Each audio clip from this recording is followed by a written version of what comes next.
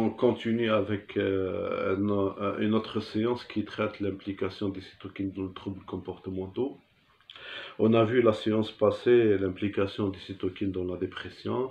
Donc, on a fait un petit rappel sur la neurophysiologie du stress pour comprendre les différentes théories de la dépression. Donc, nous avons signalé qu'il y a la théorie monoaminergique qui implique la sérotonine, la noradrénaline, la théorie neuroendocrine qui implique l'implication de l'axe corticotrope et le dysfonctionnement de l'axe corticotrope, de la boucle de régulation de l'axe corticotrope, donc l'altération de feedback hypothalamo-hypophysaire qui solde par une hyperactivité corticotrope chez les états dépressifs.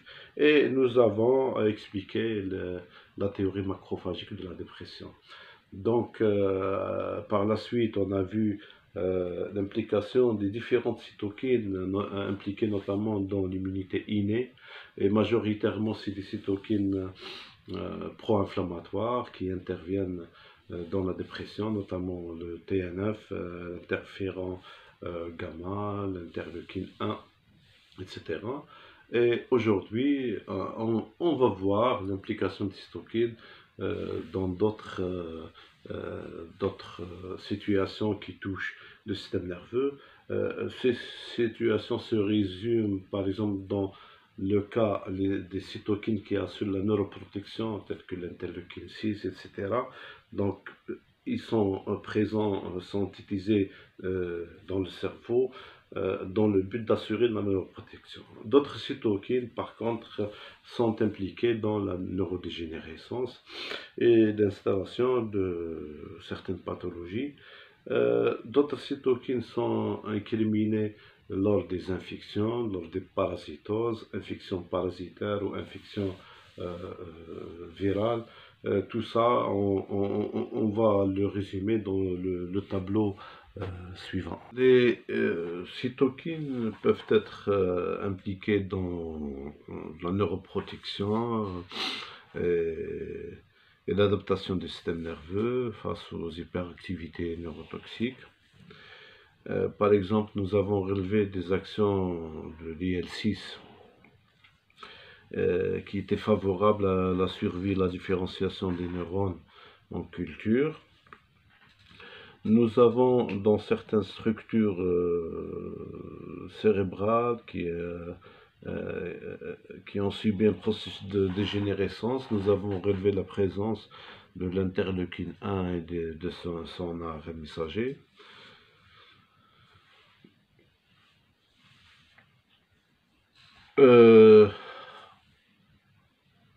Nous pouvons également aborder l'hyperactivité électrique et les kindling et les crises épileptiques. Donc l'implication de ces cytokines, par exemple, lors des crises audiogènes, induisant une synthèse de l'interleukine 1 dans le cerveau. Donc, lorsque nous avons utilisé un modèle de kindling chez le rat, il y a une forte induction de la sécrétion d'interleukine 1 bêta, de TNF alpha. Donc, on n'a pas TNF, c'est TNF. Donc, je vais la corriger tout à l'heure. Donc, c'est TNF, c'est pas ENF. Et également de TGF bêta dans le cerveau de ces rats. De façon intéressante, ces activations concernaient non seulement l'amygdale, site de déclenchement de la crise épileptique, mais également aux structures cérébrales qui sont concernées par la décharge neuronale épileptique, notamment l'hippocampe et le cortex. Les cytokines, leur expression est également augmentée lors de l'infection, parasitose, certaines pathologies telles que les malaria, etc., sida, lors également des traumatismes crâniens, les ischémies et les AVC, au cours d'une infection par le VIH. Le système nerveux central exprime dans le liquide céphalo-rachidien pas mal de ces cytokines. Nous avons relevé de fortes expressions de TNF-alpha et aussi de l'interleukine 1 au niveau des cellules microgliales et des cellules endothéliales respectivement. L'évolution du sida vers la démence s'accompagne également d'une augmentation significative de TNF-alpha dans le parenchyme cérébral de ces malades. D'autres maladies s'accompagnent d'une augmentation considérable des concentrations de cette cytokine de TNF, telles que la malaria cérébrale et certains parasitoses. Cette cytokine augmente également lors des traumatismes crâniens, donc nous voyons ici le TNF-alpha. L'infection par exemple par trypanosome chez le rat, l'infection par ce parasite trypanosome induit l'expression intracérébrale importante et durable de l'interleukine 1 alpha et également l'interleukine 1 bêta. Également, il y a une forte expression de l'interféron gamma et du TNF-alpha lors de cette infection parasitaire.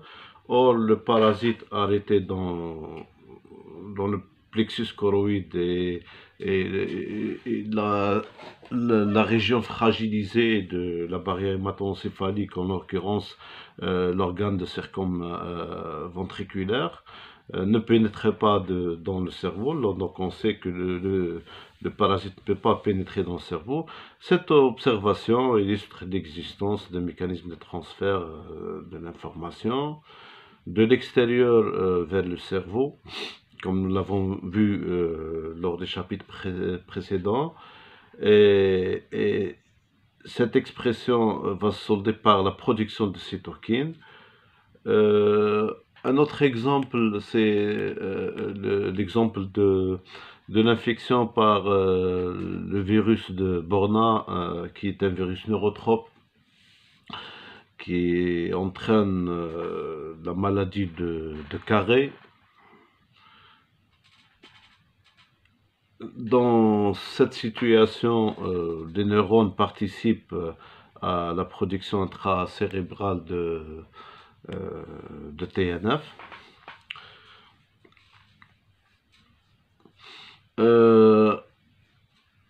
Si on peut également parler un peu de TGF-bêta, qui est un facteur de croissance et possède une activité anti-inflammatoire qui s'oppose à TNF-alpha et interleukine 1, TNF-alpha et interleukine 1. Cette cytokine peut être exprimée lors des pathologies ischémiques, par exemple, lors des traumatismes crâniens également, et dans quelques situations d'encéphalite ou d'hyperactivité nerveuse excitatrice. Donc on peut rencontrer le TGF-bêta. Donc si vous vous rappelez, le TGF-bêta,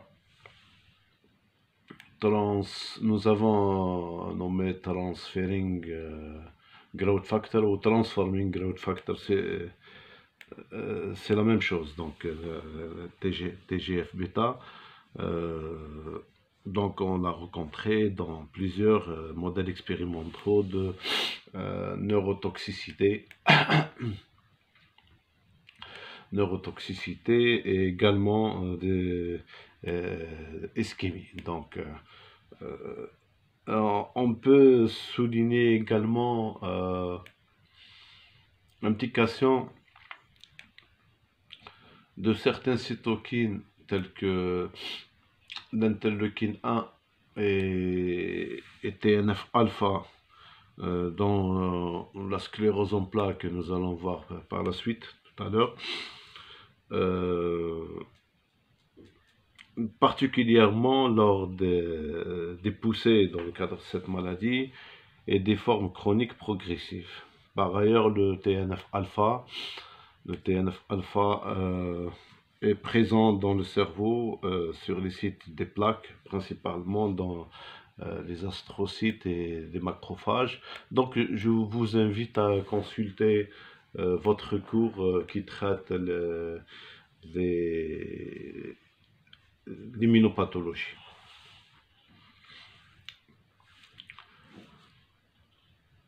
Les cytokines sont impliquées également dans la modulation des différentes activités neuronales et mentales, donc notamment dans des processus de potentialisation à long terme et d'apprentissage et de mémorisation.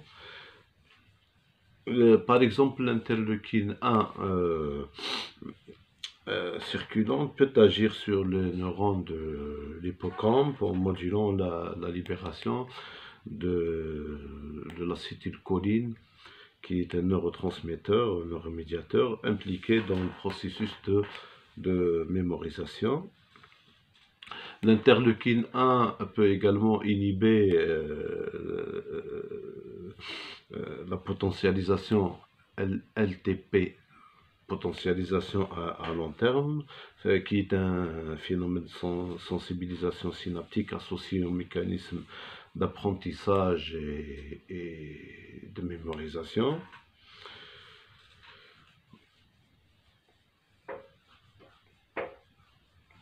D'autres expressions majeures au niveau des régions hippocampiques peuvent être relevées en incriminant également la TNF. Donc ça, en ce qui concerne les processus de mémorisation, on peut relever également l'implication des cytokines dans d'autres effets comportementaux. Par exemple, de nombreux travaux ont été abordés concernant l'implication des cytokines dans le sommeil, en particulier au cours d'une infection.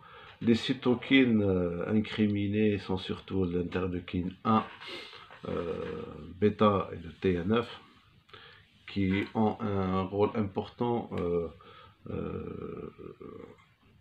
dans la somnolence, un rôle somnogénique, tandis que les cytokines anti-inflammatoires telles que l'IL4 et l'IL10, IL4 et IL10 sont au contraire inhibitrices du sommeil.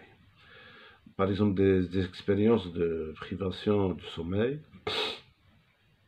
effectuées chez des rats adultes montrent une augmentation de la production de l'interleukine bêta dans les structures cérébrales telles que l'hypothalamus, l'hippocampe, le cortex et le mésencéphale. Les cytokines peuvent être également exprimées lors de stress aigu et de stress chronique. Nous avons vu l'autre fois l'implication de TNF, l'interleukine 6, l'interleukine 1, l'interféron gamma, etc. Ces cytokines également peuvent être impliquées dans certaines maladies mentales, telles que des altérations neuropsychiques, de la dépression également. Donc on a vu l'implication de l'interleukine 1 et également de l'interleukine 6 lors de maladies neurodégénératives telles que l'Alzheimer et le Parkinson, nous avons relevé la présence de TNF-alpha et l'interleukine 6, interleukine 1 et interleukine 1 récepteur antagoniste. C'est une autre cytokine antagoniste de l'interleukine 1. Certaines cytokines peuvent être impliquées dans certaines maladies infectieuses, auto-immunes, la sclérose en plaques qu'on a vu tout à l'heure. On peut citer la TNF-alpha, TNF-bêta, l'interleukine 6, interleukine 4, interleukine 10 et interleukine 13. Ce schéma représente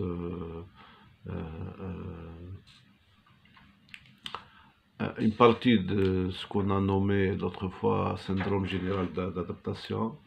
Donc nous avons dit que suite à un stress, donc le stress sera perçu par le système limbique, en l'occurrence ses organes, l'amygdale et l'hippocampe. L'activation ou l'assimilation donc par ces organes va en quelque sorte induire une riposte en adoptant une stratégie adéquate à la situation stressante qui va se solder par la sécrétion de CRH, ACTH et de cortisol. Donc nous avons dit que cet axe qui est nommé axe corticotrope peut interagir avec le système immunitaire. Nous voyons ici interleukine 10 neuromédiateurs qui peuvent agir sur les récepteurs cytokines et récepteurs neurotransmetteurs tels que noradrénaline, sérotonine et glutamine. Donc ils agissent au niveau des structures hippocampiques. Il y a l'amygdale qui est susceptible de sécréter un facteur qui ressemble à CRH, corticotropinergique hormone, qui est la CRF. Donc lorsqu'il s'agit en endocrino, lorsqu'il s'agit d'un facteur qui ressemble, donc on le nomme CRF, facteur corticotropinergique factor. Donc c'est pas une hormone qui ressemble parfaitement à la CRH hypothalamique. À ce niveau, au niveau hypothalamique et hypophysaire, donc nous avons schématisé un petit peu ces petits cercles qui représentent les récepteurs cytokines et ces pointillés, des tirés qui représentent les récepteurs aux corticoïdes. Donc, l'IFN alpha, l'interféron alpha, bêta, l'IN1, l'IL6, TGF et vasopressine peuvent agir également au niveau hypothalamique. Parmi les stimulateurs de cet axe corticotrope, nous avons signalé l'endotoxine telle que l'LPS. Quelques neuromédiateurs et hormones peuvent agir sur le surrénal pour produire la sécrétion. Donc, vous pouvez vous appuyer sur ces effets qui ont été synthétisés afin de vous permettre de vous plonger et mieux s'imprégner des informations qui traitent ce module ou cette unité qui est cytokine et troubles comportementaux. Donc, en s'appuyant sur ces informations, vous pouvez consulter et vous approfondir de plus en plus dans cette discipline qui est une discipline très alarmante. Donc, je vous remercie de votre attention.